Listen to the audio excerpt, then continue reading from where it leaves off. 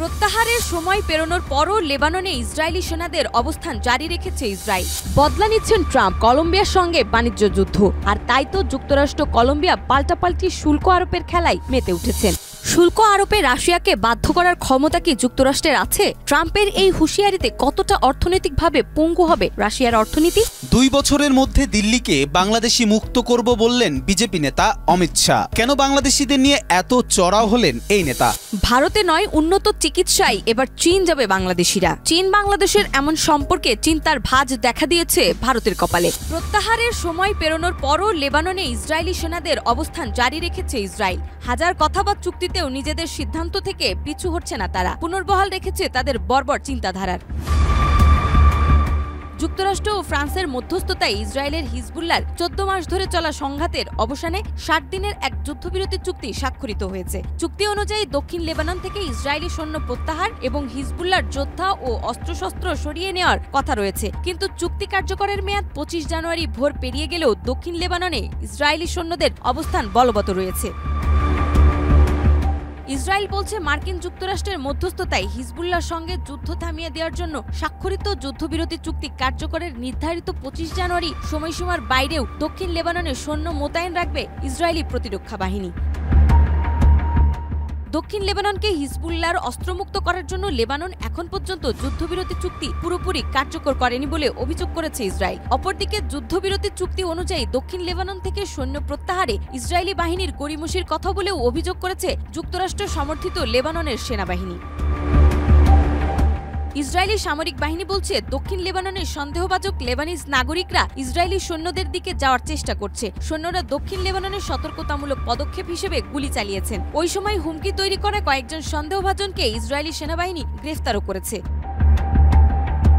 2023 সালের 7 অক্টোবর হামাসের সঙ্গে ইসরায়েলের যুদ্ধ শুরু হওয়ার পর থেকে প্রায় প্রত্যেক দিনই ইসরায়েলি সামরিক চৌকি ও ভূখণ্ডে ড্রোন এবং ক্ষেপণাস্ত্র হামলা চালায় লেবাননের শক্তিশালী সশস্ত্র গোষ্ঠী হিজবুল্লাহ ও তাদের মিত্ররা। ইসরায়েল লেবানন সীমান্ত এলাকায় এবারের এই সংঘাতে লেবাননের প্রায় 4000 মানুষের প্রাণহানি ঘটেছে। ইসরায়েলি হামলায় লেবাননে বাস্তুচ্যুত হয়েছে প্রায় 12 লাখ মানুষ।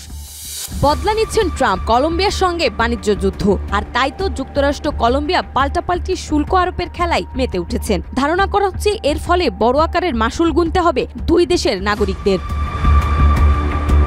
মেক্সিকোর পর অভিবাসী বহনকারী মার্কিন সামরিক বিমান অবতরণের অনুমতি দেয়নি কলম্বিয়া। জবাবে দেশটির পণ্যের উপর কর আরোপ ও ভিসা নিষেধাজ্ঞার ঘোষণা দিয়েছে প্রেসিডেন্ট ডোনাল্ড ট্রাম্প। পাল্টা মার্কিন পণ্যে 25% শুল্ক আরোপের হুমকি দিয়েছে কলম্বিয়ার প্রেসিডেন্ট গুস্তাভো পেট্রো।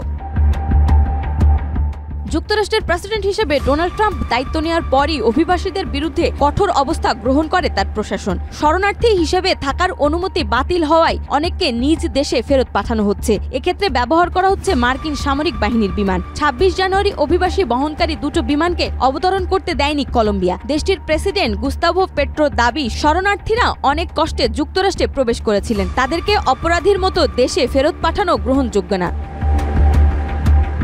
কলম্বিয়া সরকারের এমন পদক্ষেপের তীব্র সমালোচনা করেছেন ডোনাল্ড ট্রাম্প। সামাজিক যোগাযোগ মাধ্যম ট্রুথ সোশ্যালে ট্রাম্প লেখেন, নির্বাসিত অভিবাসীদের বহনকারী বিমান অবতরণে বাধা দেওয়ার ঘটনা মার্কিন জাতীয় নিরাপত্তার জন্য হুমকি। পোস্টে ট্রাম্প আরও লেখেন, কলম্বিয়া থেকে যুক্তরাষ্ট্রে আসা সকল পণ্যের উপর অবিলম্বে অতিরিক্ত শুল্ক 25 থেকে 50% উন্নীত করা হবে। একই সঙ্গে কলম্বিয়ার পর্যটন ও নাগরিকদের ওপর ভিসা নিষেধাজ্ঞার কথাও জানিয়েছেন ট্রাম্প।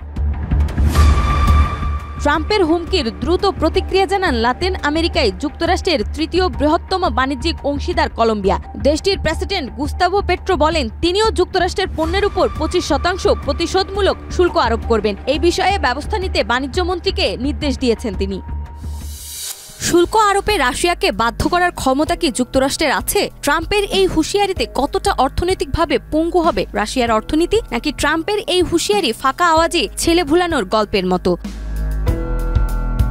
সম্প্রতি ট্রাম্প এই বলে ঘোষণা দেয় যে মস্কো যদি ইউক্রেনের সাথে যুদ্ধ বন্ধ না করে তাহলে তিনি রাশিয়ার বিরুদ্ধে নতুন নিষেধাজ্ঞা এবং শুল্ক আরোপ করবেন। ইউরোপীয় গণমাধ্যমগুলোর প্রতিবেদন অনুযায়ী প্যাট্রক্স ট্রাম্পের এই হুমকির কথা উল্লেখ করে বলেন, রাশিয়ার প্রেসিডেন্ট ভলোদিমির পুতিনকে ছাড় দিতে বাধ্য করার ক্ষমতা ওয়াশিংটনের নেই। রাশিয়ার বিরুদ্ধে নতুন করে নিষেধাজ্ঞা আরোপের বিষয়ে মার্কিন প্রেসিডেন্ট ডোনাল্ড ট্রাম্পের হুমকিকে কূটনৈতিক বাগাড়ম্বর হিসেবে আখ্যায়িত করেছেন পোল্যান্ডের সামরিক কর্মকর্তা বগুসল প্যাক্টস। পুলিশ সেনাবাহিনীর এই জেনারেল বলেন, মস্কোর বিরুদ্ধে নতুন মার্কিন নিষেধাজ্ঞা আরোপের ফলে তেমন কোনো পরিবর্তনই হবে না।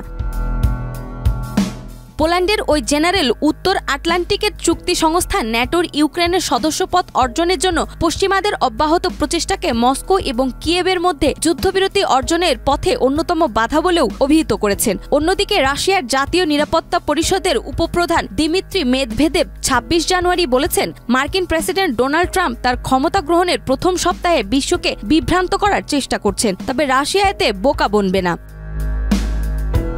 এদিকে মধ্যপ্রাচ্যের দেশ সৌদি আরব চাইলে রাশিয়া ও ইউক্রেনের যুদ্ধ এক নিমিষেই বন্ধ করতে পারে বলে ইতোমধ্যেই মন্তব্য করেছেন ট্রাম্প। পূর্ব ইউরোপের যুদ্ধ বন্ধ করার জন্য সৌদি আরবের কি করা উচিত সেটাও বলে দিয়েছেন ট্রাম্প। গত ২৫ জানুয়ারি এক ভাষণে ট্রাম্প বলেছেন, সৌদি আরব ও তেল রপ্তানিকারী অন্য দেশগুলোর উচিত অবিলম্বে তেলের দাম কমিয়ে দেওয়া, তাহলে রাশিয়া ও ইউক্রেনে যুদ্ধ বন্ধ হয়ে যাবে। ২ বছরের মধ্যে দিল্লিকে বাংলাদেশি মুক্ত করব বললেন বিজেপি নেতা অমিত শাহ। কেন বাংলাদেশিদের নিয়ে এত চড়াও হলেন এই নেতা? ভারতের রাজধানী দিল্লিতে আসন্ন বিধানসভা নির্বাচন নিয়ে তীব্র রাজনৈতিক উত্তাপ সৃষ্টি হয়েছে। আগামী ৫ ফেব্রুয়ারি অনুষ্ঠিতব্য এই নির্বাচনে মূল প্রতিদ্বন্দ্বিতা হবে আম আদমি পার্টি ও ভারতীয় জনতা পার্টি বা বিজেপির মধ্যে। নির্বাচনী প্রচারে অংশ নিয়ে বিজেপি নেতা এবং ভারতের কেন্দ্রীয় স্বরাষ্ট্রমন্ত্রী অমিত শাহ দিল্লি শহরকে অবৈধ বাংলাদেশি ও রোহিঙ্গা অভিবাসীদের হাত থেকে মুক্ত করার প্রতিশ্রুতি দিয়েছেন। তিনি ২৬ জানুয়ারি দিল্লির নরেলা বিধানসভা এলাকায় এক জনসভায় এই বক্তব্য দেন। অমিত শাহ অভিযোগ করেন, আম আদমি পার্টি ভোটের জন্য অবৈধ বাংলাদেশি ও রোহিঙ্গাদের আশ্রয় নিয়েছে এবং দলটিকে অবৈধ আমদানিওয়ালি পার্টি বলে আখ্যায়িত করেছেন। তিনি আরো বলেন, কেজরিওয়ালের সরকার গত ১০ বছরে দিল্লির অবস্থা খারাপ করেছে, নোংরা পানি সরবরাহ, জলাবদ্ধতা ও স্কুল হাসপাতালের দুরবস্থার জন্য। অমিত শাহ আরও দাবি করেন, আম আদমি পার্টির সাবেক শিক্ষামন্ত্রী মনীষ সিসোদিয়া মদের দোকান চালু করে তরুণ প্রজন্মকে ধ্বংস করেছেন এবং বিপুল অর্থ কেলেঙ্কারিতে জড়িত ছিলেন। বিজেপির এই নেতার মতে যদি সরকার গঠন হয় তবে দিল্লি শহরকে অবৈধ অভিবাসী মুক্ত করার পাশাপাশি রাজধানীর উন্নয়নে প্রয়োজনীয় পদক্ষেপ নেওয়া হবে। তিনি বলেন, আপনারা বিজেপিকে জেতান, আমরা ২ বছরের মধ্যে দিল্লিকে অবৈধ অভিবাসী মুক্ত করব এবং রাজধানীর উন্নয়ন নিশ্চিত করব। অন্যদিকে আম আদমি পার্টি বিজেপির এসব অভিযোগকে ভিত্তিহীন বলে উড়িয়ে দিয়েছে। ৭০ আসনের দিল্লি বিধানসভা নির্বাচনে ভোট গ্রহণ হবে ৫ই ফেব্রুয়ারি এবং ফলাফল ঘোষণা করা হবে ৮ ফেব্রুয়ারি। নির্বাচনের ফলাফল দিল্লির রাজনীতিতে গুরুত্বপূর্ণ ভূমিকা রাখতে পারে। ভারতে নয়, উন্নত চিকিৎসায় এবার চীন যাবে বাংলাদেশিরা। চীন বাংলাদেশের এমন সম্পর্কে চিন্তার ভাঁজ দেখা দিয়েছে ভারতের কপালে। ভারতকে বাদ দিয়ে চিকিৎসা নিতে বাংলাদেশিরা চীনে যাওয়াই কাল হয়ে দাঁড়াবে ভারতের জন্য। এতে জাতীয় আয়ের বড় একটি অংশ হারাবে ভারত। চিকিৎসার জন্য বাংলাদেশিদের জন্য সহজ গন্তব্য ছিল ভারত, তবে ২০২৪ সালের ৫ আগস্টের পর দেশটির পক্ষ থেকে সেখানে বাংলাদেশিদের যাতায়াত সীমিত করা হয়েছে। চিকিৎসার জন্য অসুস্থ হয়েও ভিসা জটিলতার কারণে ভুগছেন বাংলাদেশিরা। এতে বৃহৎ অর্থনৈতিক মুনাফা থেকেও বঞ্চিত হচ্ছে ভারতীয়রা। এ অবস্থায় বাংলাদেশিদের চিকিৎসার জন্য চীনের কুনমিংকে বিকল্প হিসেবে ভাবছে সরকার। চীন সফর থেকে ফিরে পররাষ্ট্র উপদেষ্টা তৌহিদ হোসেন এমন বার্তাই দিয়েছেন। তিনি বলেন, চীনের ভিসা সহজ করা এবং ভিসা ফি কমানোর জন্য আহ্বান জানানো হয়েছে। বাংলাদেশের অনুরোধে কুনমিয়ংয়ের ৩ থেকে ৪টি বিশেষায়িত হাসপাতালকে বাংলাদেশের রোগীদের জন্য উন্মুক্ত করা হতে পারে। এছাড়া বাংলাদেশ চীন কূটনৈতিক সম্পর্কের ৫০ বছর পূর্তি উপলক্ষে ঢাকায় একটি বিশেষায়িত চীনা হাসপাতাল প্রতিষ্ঠার প্রস্তাবকেও স্বাগত জানিয়েছে দেশটি। এ খবর ছড়িয়ে পড়তেই কলকাতার বেসরকারি হাসপাতালগুলো দুশ্চিন্তায় পড়েছে। বাংলাদেশি রোগীদের সেবা দেওয়ার মাধ্যমে তাদের যে বিশাল আয়ের উৎস তৈরি হয়েছিল তা এখন প্রায় পুরোপুরি বন্ধ হয়ে গেছে। কলকাতার হাসপাতালগুলোর হিসেবে বাংলাদেশি রোগীর সংখ্যা প্রায় ৮০% কমে গেছে। এ ক্ষতি সামাল দিতে হাসপাতালগুলো প্রথমে এটি সাময়িক বলে মনে করেছিল, কিন্তু দুই দেশের সম্পর্কে ক্রমাগত অবনতির ফলে তারা এখন নিজেদের ভবিষ্যৎ নিয়ে শঙ্কিত।